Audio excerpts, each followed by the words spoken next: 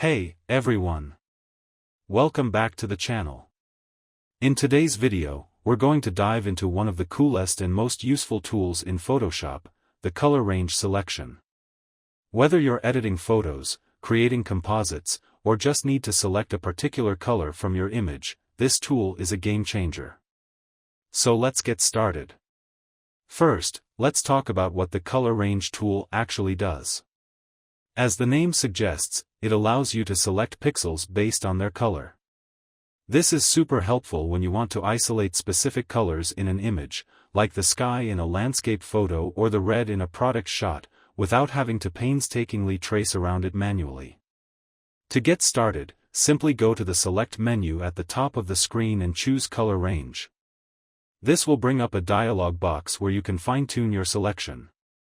You'll see the eyedropper tool appear, and all you need to do is click on the color you want to select from your image. As you click, Photoshop will highlight areas in the image that match the color you selected. You'll notice the fuzziness slider. This controls the range of colors that are selected around the color you clicked on. If you move it to the left, you're selecting a more specific color range. If you move it to the right, you broaden the selection to include more similar colors.